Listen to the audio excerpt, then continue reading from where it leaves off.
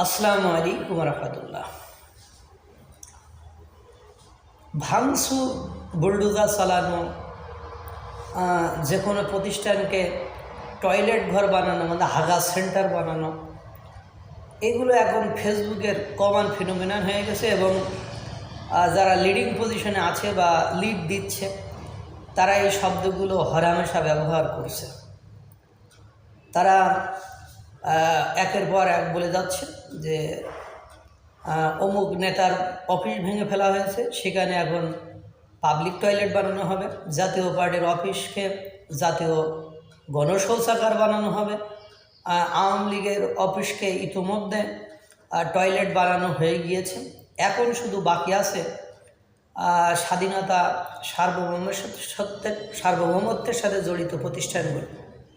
গতকালকে দেখা গিয়েছে শহীদ মিনার ভাঙচুর করে সেখানে টয়লেট বানানোর প্রক্রিয়া শুরু হয়েছে, বা সেখানে তাদেরকে সেগুলোকে টয়লেট ঘর বানানো হবে।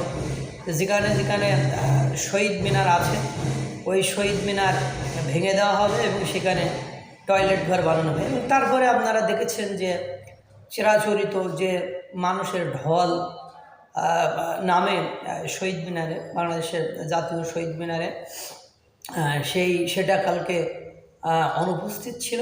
সেটা কালকে কোনোভাবে দেখা যায়নি। সেটার ভাবমূর্তি দেখে বোঝা গিয়েছে, বা ওই দিবস উদযাপন করা নিয়ে বিভিন্ন স্থানে অনুষ্ঠান বন্ধের যে হিড়িক পড়েছিল, সেটা থেকে বোঝা যায়।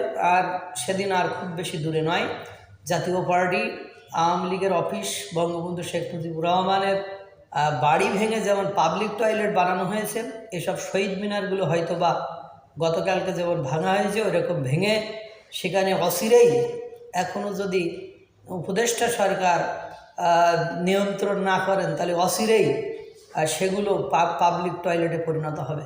আল্লাহ তাআলা সকলকে ভালো রাখুন, সুস্থ রাখুন। আসসালামু আলাইকুম ওয়া রাহমাতুল্লাহ।